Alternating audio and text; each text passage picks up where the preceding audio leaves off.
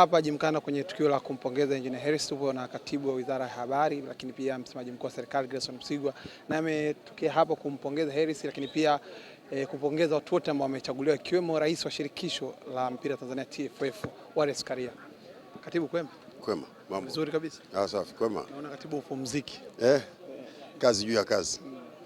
Leo jambo kubwa sana, Hersi amechaguliwa kuwa mjumbe kwenye kamati za FIFA, jambo ambalo sidhani kama kuna Mtanzania yoyote aliwahi kuwaza siku moja tunaweza tukawa na mtu kwenye eneo hilo. Ni furaha kubwa kiasi gani na achievement kubwa kiasi gani kwenye soka letu na nchi kwa ujumla?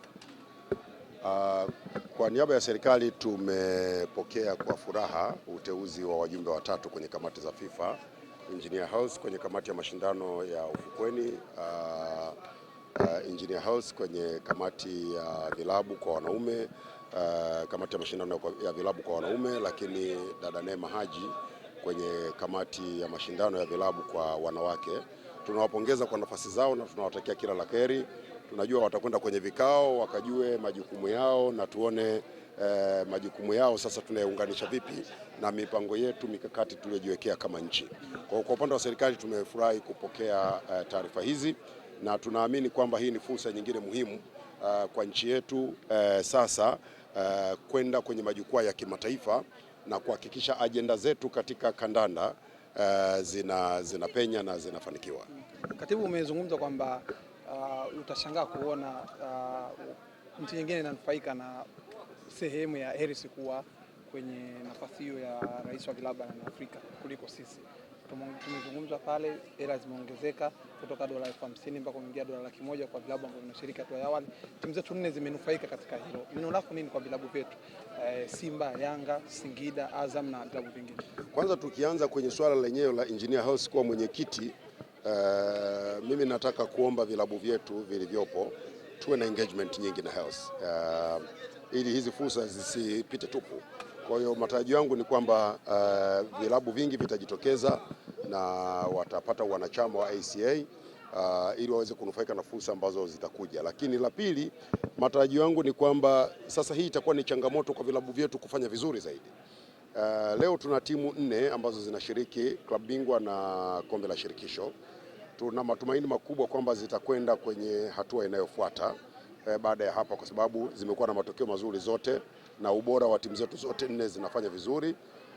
Mimi naomba timu zetu zinapokwenda kwenye mashindano haya ya kimataifa zikumbuke kwamba tunalo jambo na jambo letu linaangaliwa kwa ukaribu zaidi, kwa sababu mwenyekiti wa vilabu anatoka Tanzania. Kwa hiyo kwetu hii sisi ni changamoto na timu zetu ziipokee kama changamoto ya kufanya vizuri zaidi na kuhakikisha tunapeperusha vyema bendera yetu ya nchi. Sisi kwa upande wa serikali ni wahakikishie kwamba wakati wote tutakuwa tayari kuungana na timu hizo, kuziunga mkono, kuhakikisha zinafanikiwa ipasavyo vizuri. Kwa wawakilishi wetu hawa walioingia kwenye kamati za FIFA na wenyewe na wahakikishia kwamba tutashirikiana, tutaunganisha mipango iliyoko FIFA na mipango tulionayo kama nchi, ili kama nchi tuweze kunufaika na fursa zilizopo ndani ya kandanda. Unajua sisi upande wa serikali tunaiangalia michezo kwanza kama afya na furaha kama ambavyo wengi tunajua, lakini sisi tunaangalia zaidi ya hapo.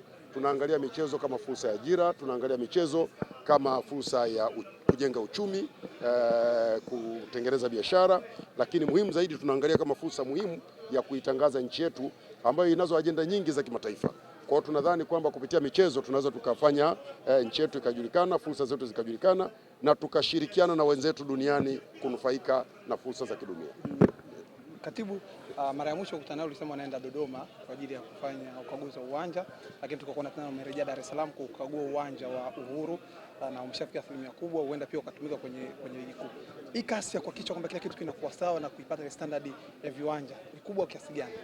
Ni kubwa sana. Hapa tunaposimama ni Gymkhana na nyuma yangu huku kuna uwanja mmojawapo wa mazoezi uliotumika wakati wa CHAN na tunaendelea kuangalia utatumika kwa ajili ya AFCON. Hapa zimewekwa sio chini ya shilingi bilioni 4 za serikali.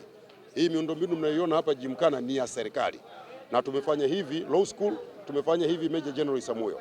Tumefanya ukarabati wa uwanja wa Benjamin Mkapa, tunakamilisha ukarabati wa uwanja wa Uhuru tuko 90%, tunajenga uwanja Arusha uko 62%, tunatumia pale shilingi bilioni 338. Tunajenga uwanja wa zaidi ya bilioni 360 katika uwanja wa Dodoma. Huo ni ujumbe kwa Watanzania kwamba serikali ya awamu ya 6 inayoongozwa na Mheshimiwa Dkt. Samia Suluhu Hassan imeamua kuwekeza kwenye michezo.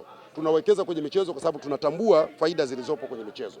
Kwa hivyo najua maneno wakati mwingine yanakuwa mengi na wengi wanataka kuchanganya pengine mambo ya michezo na siasa, lakini Mheshimiwa Rais maelekezo yake yamenyooka. Yeye hapendi longolongo, hapendi mbambamba. Ameamua kuwekeza michezo kwa sababu anataka tunufaike na michezo. Huwezi kupata maendeleo ya michezo kama miundombinu hakuna.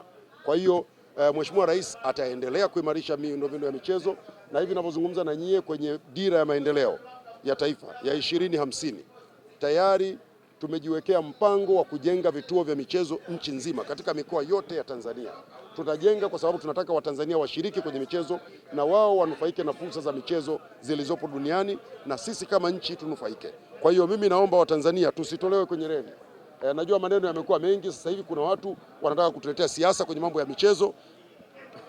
Serikali ni lazima ihudumie watu wake, na sehemu mojawapo ya kuhudumia watu wake ni pamoja na michezo, na kwenye hili Mheshimiwa Rais hana muhali, ataendelea kuwekeza. Sasa ni fursa kwetu sisi vijana tuchangamkie hizi fursa, kwa sababu itakuwa haina maana kama tutakuwa tuna miundombinu ya michezo alafu wachezaji tunawatumia kutoka nje ya nchi. Tunawahitaji kwa sababu ni lazima wawepo, ni muhimu, sio sisi peke yetu, lakini ni vizuri vijana wa Tanzania tujitokeze, tuione kama hii kama fursa na tuitumie, na inawezekana. Leo hii tuko hapa tunazungumza, tayari tuna wachezaji wetu ambao tayari wanacheza nje ya nchi, wanapata fedha.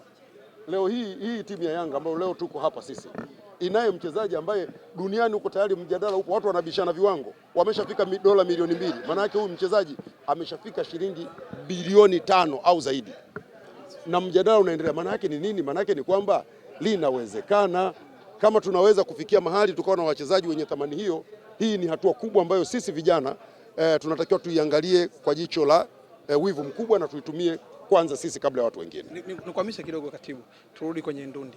Juzi ulikuwepo pale Kijitonyama, isivyo bahati bondia Mtanzania Ibrahim Mafia alipoteza kwa KO mbele ya Mfilipino. Watu kwenye mitandao katafsiri tofauti, wakaanza kumbeza na vitu kama hivyo. Bila shaka umeona, neno lako nini kwa Watanzania ikitokea tukio kama hili la Mtanzania mwenzetu kupoteza mbele ya mgeni? Kwanza, kumbeza mwanamichezo ama timu inapopoteza sio tabia ya kiwanamichezo. Kwenye michezo mnaposhindana kuna mambo matatu: kuna kushinda, kuna kushindwa, kuna kudraw. Mwanamichezo halisi anatambua matokeo yote matatu. Ibrahim Mafia ameshinda mashindano, mechi nyingi sana alizocheza, na wakati wote tulifurahi. Imetokea juzi akapoteza, ni sehemu ya mchezo, na hiyo haimfanyi Ibrahim Mafia awe amekwisha. Yule ni kijana mdogo, ana ndoto zake na ataziendeleza. Nimetoka kuongea na mkurugenzi wa Mafia Promotion Zayumba, na amenieleza programu yake ya kuimarisha maeneo ambayo anaona anaweza kuimarisha kambi yake na mabondia wake alionao. Tuwape nafasi. Hii imepotea, imepita, itakuja mechi nyingine atafanya vizuri. Haina maana kumbeza na kumsema vibaya. Unapokwenda ulingoni huendi na matokeo ya kushinda. Utakwenda pale utakutana na bondia, utampiga, utashinda. Utakwenda siku nyingine utakutana na bondia yuko vizuri kuliko wewe, kajiandaa zaidi, atakushinda. Muhimu ni baada ya pale tunarudi nyuma, tunakuja tunajipanga maeneo gani ya kuimarisha, tunakwenda kuimarisha, kwa sababu kulikuwa kuna vijana wa Tanzania pale walifanya vizuri na wakashinda. Sasa kwa nini tufurahie walioshinda, tusifurahie ambao wameshindwa? Mimi nadhani tusimkatishe tamaa Ibrahim Mafia. Ni bondia mzuri, yuko very serious kwenye mazoezi. Mimi ni kijana wangu namfahamu, na management yake iko very serious kwenye kumwandaa, na hata haya matokeo ya juzi wameyapokea kwa changamoto kubwa. Natamani niseme ambacho tayari Zayumba ameniambia anakwenda kukifanya, lakini Watanzania, hebu tuwaamini Mafia Promotion, tumwamini Ibrahim Mafia, tumpe nafasi, tusubiri mapambano yajayo, inshallah atafanya vizuri. La mwisho, Simba hawajamposti Engineer Hersi, timu yako katibu? Ni ya kwao wenyewe, lakini sidhani kama kuna tatizo. Mkubwa mwenzake, lakini hakuna shida, sidhani kama ni tatizo. Sio shida. Mimi sitaki niingie kwenye siasa hizo za Yanga na Simba. Asante sana. Mheshimiwa, swali natamani kuuliza, endapo timu zetu nne zikafuzu, kuna namna yote kama serikali mtaandaa zawadi special